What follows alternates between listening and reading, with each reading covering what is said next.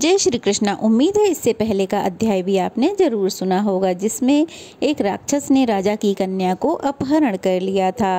राजा को बहुत क्रोध आया और उसने अपने पुत्रों को आज्ञा दी कि राक्षस कृजंब को जाकर मार दें और मुदावती को वहां से छुड़ा कर लाएं। उस रास्ते जाएं जो राक्षस ने जगह जगह पृथ्वी पर गड्ढे बनाए हुए हैं। अब दोनों राक्षस उन गड्ढों से रसातल में जा पहुँचे और सेना सहित कृजंब से युद्ध करने लगे। उनमें परिग, खड्ग, शक्ति, शूल, तलवार और बाणों की मार से लगातार भयंकर युद्ध होता रहा। फिर माया के बली उस दैत्य ने युद्ध में उन दोनों राजकुमारों को ही बांध लिया और उनके सभी सैनिकों को मार डाला। यह समाचार पाकर राजा को बहुत दुख हुआ। उन्होंने अपने सभी योद्धाओं से कहा कि जो उस राक्षस का वध करके मेरे पुत्रों को छुड़ा के लाएगा, मैं अपनी कन्या को उसी के साथ ब्याह दूंगा। नंदन के पुत्र बत्सपरी ने भी यह घोषणा सुनी। वह बलवान अस्त्र शस्त्रों का ज्ञाता और सूरवीर था। उसने अपने पिता के प्रिय मित्र राजा विदुरथ के पास जाकर प्रणाम किया। महाराज, मुझे आज्ञा दीजिए, मैं आपके ही तेज से उस राक्षस को मारकर आपके दोनों पुत्रों और कन्या को छुड़ा कर लाऊंगा।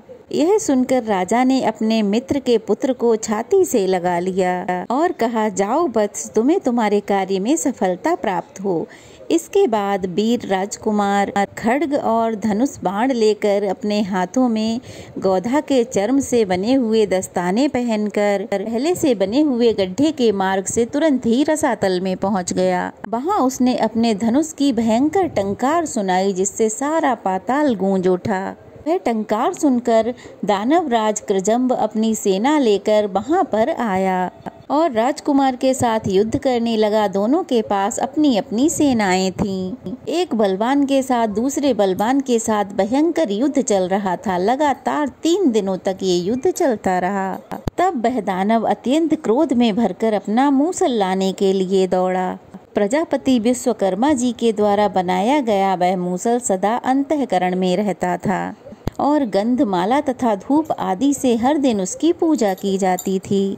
राजकुमारी मुदावती उस मूसल के बारे में जानती थी, इसलिए उसने बड़ी नम्रता के साथ सर झुकाकर उस मूसल का स्पर्श किया। वह महान दैत्य जब तक अपने हाथों में मूसल लेता, तब तक उसने नमस्कार के बहाने कई बार उस मूसल को स्पर्श कर लिया। फिर उस दैत्यराज ने युद्ध भूमि में जाकर मूसल से युद्ध आरंभ किया, किंतु उस मूसल का दुर्बल हो जाने के कारण उसका किया गया सारा बार खाली जा रहा था। तब वह अपने अन्य अस्त्र शस्त्रों से युद्ध करने लगा। राजकुमार ने उसे रथहीन कर दिया। तब वह ढाल और तलवार लेकर दौड़ा। उसे तेजी से अपनी ओर आता देख राजकुमार ने कालाग्नि की तरह जलने वाले अग्नि बाण से प्रहार कर दिया। उससे दैत्य की छाती में गहरी चोट पहुंची और उसके प्राण पखेरु उड़ गए। उसके मारे जाने पर रसातल निवासी बड़े बड़े नागों ने उत्सव मनाया।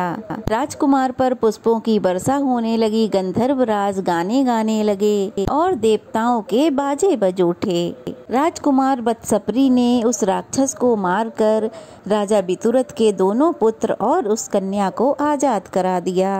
राक्षस के मारे जाने पर सभी नागों के आद्यपति राजा अनंत ने उस मूसल को ले लिया। मुदावती ने सुनंद नामक उस मूसल के बारे में जानकर बार बार उसको स्पर्श किया, इसीलिए नागराज अनंत ने उसका नाम सुनंदा रख दिया। इसके बाद राजकुमार ने शीघ्र ही राजकुमार सहित उस कन्या को उसके पिता के पास पहुंचाया और हाथ जोड़कर कहा, तात, आपकी आज्ञा के अनुसार मैं आपके दोनों पुत्रों और इस राजकुमारी मुदावती को छुड़ा कर ले आया हूँ। अब मुझसे अगर कोई और भी कार्य आपको लेना है तो उसके लिए आज्ञा दीजिए। यह सुनकर राजा विदुरथ के मन में बड़ी प्रसन्नता हुई और उन्होंने ऊंचे स्वर में कहा, बेटा, तूने बहुत अच्छा किया। देवताओं ने 3 कारणों से मेरा सम्मान बढ़ाया है। एक तो दामाद के रूप में मुझे तुम प्राप्त हुए हो, दूसरे मेरी संतानें लौट आईं और तीसरे मेरा शत्रु मारा गया। अब आज शुभ मुहूर्त में तुम मेरी कन्या से विवाह करो। ऐसा कहकर राजा ने विधि पूर्वक उन दोनों का विवाह करा दिया। राजकुमार बत्सपरी राजकुमारी के साथ रमणीय महलों में विहार करने लगा। कुछ समय के बाद उसके वृद्ध पिता भनंदन वन को चले गए और बत्सपरी राजा बन गया। उसने सदा ही प्रजा का धर्म पूर्वक पालन करते हुए अनेकों यज्ञ किए। प्रजा को अपनी संतान की तरह मानकर वह उनका पालन किया करता था। उसके राज्य में वर्ण संकर नाम की संतान उत्पन्न नहीं हुई। कभी किसी को लुटेरों, सांपों और दुष्टों का भय नहीं हुआ। इसके शासन काल में किसी प्रकार के उत्पात का भय नहीं था। मार्कंडे जी कहते हैं, सुनंदा के गर्भ से बत्सपरी के 12 पुत्र हुए, जिनके नाम इस प्रकार हैं: प्रांशु, प्रवीण, सुबीर, सुचक्र, विक्रम, क्रम, बलि, बलाक, चंट, प्रचंड, सुविक्रम और स्वरूप। यह सभी महाभाग युद्ध में विजयी थे। इनमें महापराक्रमी प्रांशु सबसे बड़े थे, इसलिए वे ही राजा हुए। बाकी सभी भाई सेवकों की तरह उनकी आज्ञा के अधीन रहते थे। उनके यज्ञ में इतना दान दिया गया कि ब्राह्मणों और निम्न वर्ण के लोगों ने राशि राशि धन छोड़ दिया।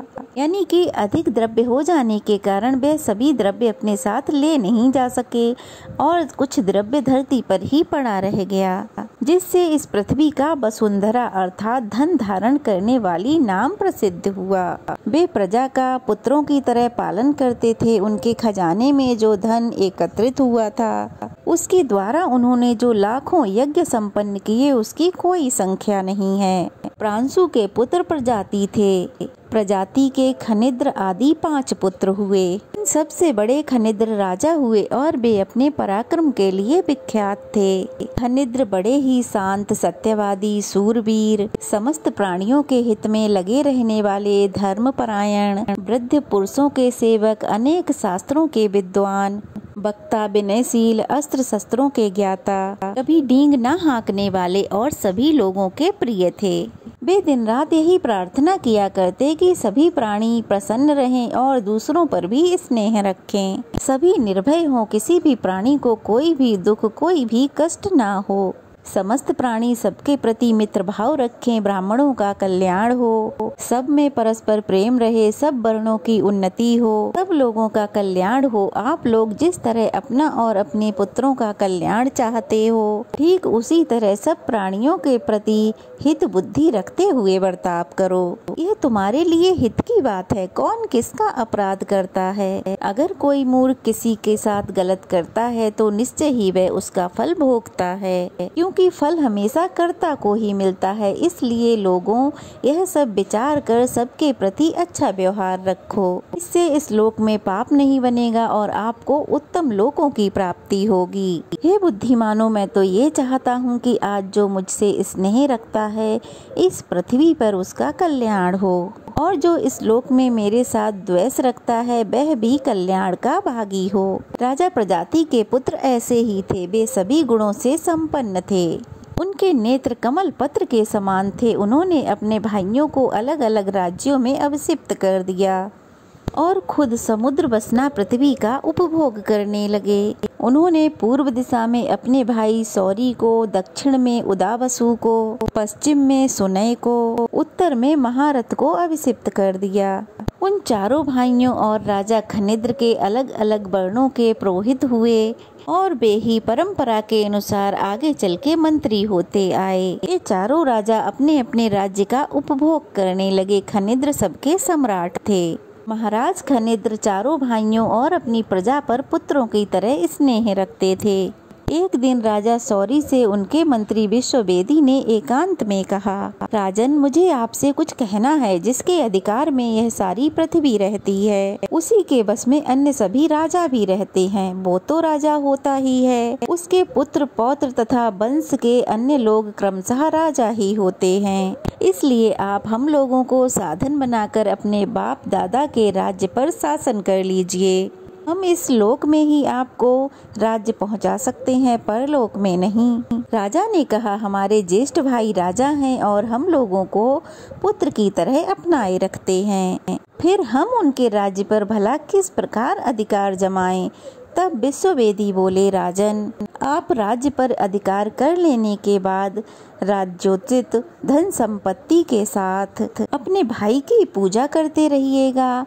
भला राज्य प्राप्ति की इच्छा रखने वाले के मन में बड़े छोटे का भेद कैसा। विश्ववेदी के इस प्रकार समझाने पर सौरी ने उनके अनुसार कार्य करने की प्रतिज्ञा की। तब मंत्री ने उनके अन्य भाइयों को भी बस में कर लिया। फिर साम दाम आदि के द्वारा उनके पुरोहितों को भी फोड़ लिया। फिर वे चारों पुरोहित महाराज के प्रति भयंकर षड्यंत्र रचाने लगे। उनके औपचारिक कर्म से 4 कृत्याएं उत्पन्न हुईं। वे सभी विकराल, बड़े बड़े मुख वाली और भयंकर थीं।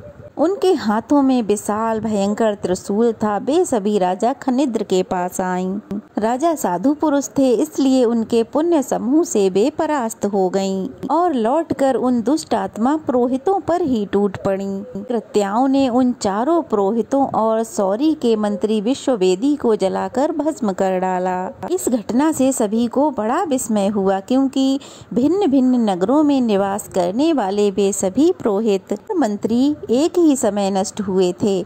महाराज खनिद्र ने भी जब यह सुना कि भाइयों के सभी मंत्री मर गए हैं और मंत्री विश्ववेदी भी जलकर भस्म हो गए हैं, तो उन्हें लगा, अरे भला यह क्या बात हुई। राज को कुछ भी नहीं पता था।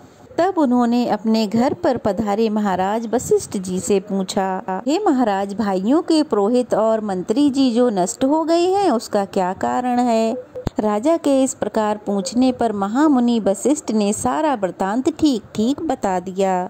सौरी के मंत्री ने जो भाइयों में भेद डालने वाली बात कही थी और सौरी ने जो उत्तर दिया था, पुरोहितों ने जो अविचार कर्म किया था और उनकी जो हालत हुई, वह सब वशिष्ठ जी ने बता दी। यह सब सुनकर महाराज ने कहा, मैं पापी दुष्ट, मुझ जैसे पापी को धिक्कार है जिसके कारण 4 ब्राह्मणों की हत्या हुई। मेरे राज्य को धिक्कार है और महान राजाओं के कुल में जन्म लिए मुझको धिक्कार है, क्योंकि मैं 4 ब्राह्मणों की मृत्यु का कारण बन गया। वे पुरोहित अपने स्वामी यानी मेरे भाइयों का ही कार्य कर रहे थे। इस दशा में उनकी मृत्यु हुई है, इसलिए दुष्ट वे नहीं है, मैं दुष्ट हूँ, क्योंकि मैं उनके कारण दुष्ट बना हूँ। ऐसा विचार कर राजा खनिद्र शुभ नामक अपने पुत्र को राज्य पर अभिषिक्त कर, अर्थात उसे राजा बनाकर अपनी 3 पत्नियों के साथ तपस्या करने के लिए वन में चले गए। वे वानप्रस्थ नियमों के ज्ञाता थे, इसलिए उन्होंने वन में जाकर 350 वर्ष तक तपस्या की। तपस्या से शरीर को दुर्बल करके समस्त इंद्रियों को रोक कर वनवासी राजा ने अपने प्राण त्याग दिए।